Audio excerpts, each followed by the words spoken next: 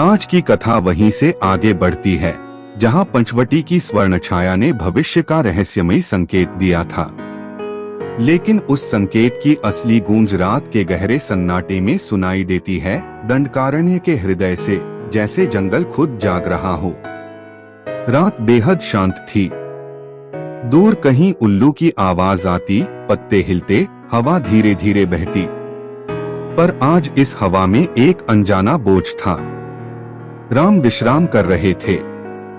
सीता की आंखें आधी बंद थीं, पर उनके चेहरे पर हल्की चिंता तैर रही थी। और चौकन्ने बैठे लक्ष्मण। उनके भीतर एक तूफान था जिसे उन्होंने अब तक किसी से नहीं कहा था। लक्ष्मण धीरे से उठे, धनुष उठाया, और जब बाहर पहुंचे तो जंगल का वातावरण एकदम बदल गया। हवा भारी हो गई, जैसे पेड़ छिपकर कुछ कहने की कोशिश कर रहे हों। तभी अचानक एक आवाज आई, मुलायम पर चुभने वाली, रघुनंदन की छाया। आज नींद तुम्हारी आंखों से इतनी दूर क्यों है? लक्ष्मण चौंक गए। उन्होंने धनुष तानते हुए कहा, कौन है? सामने आओ। लेकिन कोई आकृति सामने नहीं आई। आवाज फिर आई, मैं दंडकारण्य हूँ, यह जंगल, और आज मैं तुमसे एक बात पूछने आया हूँ। लक्ष्मण।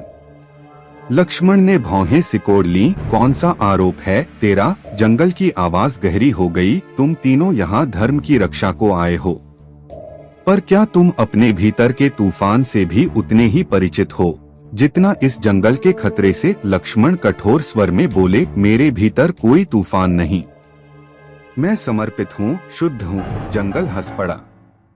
हवा में पत्ते ऐसे टकराए जैसे व्यंग्य की हंसी हो। सच? जंगल बोला। तो बताओ लक्ष्मण, क्यों तुम्हारा दिल कभी कभी जल उठता है? क्यों तुम्हें लगता है कि लोग तुम्हें सिर्फ राम का भाई समझते हैं, तुम्हारी अपनी पहचान नहीं? लक्ष्मण अचानक मौन हो गए। जंगल ने जो कहा था वह उनके हृदय की सबसे छिपी दरार थी। लक्ष्मण धीरे से बोले, मैं सेवा में हूँ, नाम के लिए नहीं, किसी यश के लिए नहीं। जंगल ने फिर आवाज दी, और सीता? क्या तुमने कभी सोचा कि वह तुम्हारी तपस्या देखती है या नहीं?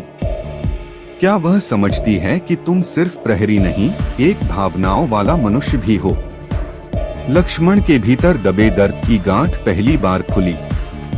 मेरी सेवा का मूल्य कोई नहीं समझ सकता, उन्होंने धीमे स्वर में कहा। मैंने जीवन राम को अर्पित किया है, पर कभी कभी लगता है कि मेरा कोई अपना स्वप्न ही न था।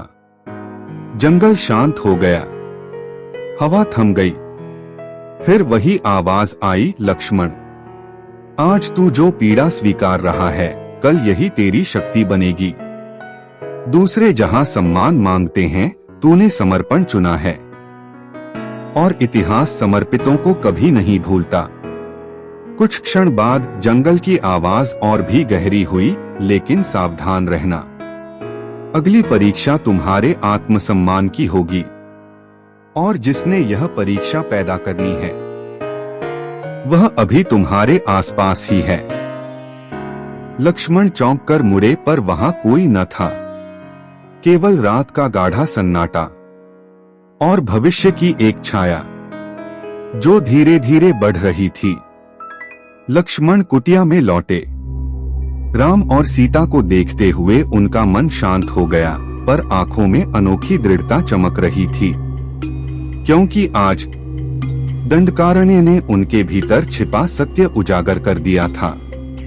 सवेरा होते ही राम और लक्ष्मण को एक रहस्यमय ऋषि मिलेंगे जो बताएंगे कि जंगल में एक अदृश्य दृष्टि सीता पर नजर रख रही है, पर वह दृष्टि रक्षा है या किसी षड्यंत्र की शुरुआत? अगला एपिसोड 1 में छिपी तीसरी दृष्टि, सीता की रक्षा या किसी का अदृश्य षड्यंत्र।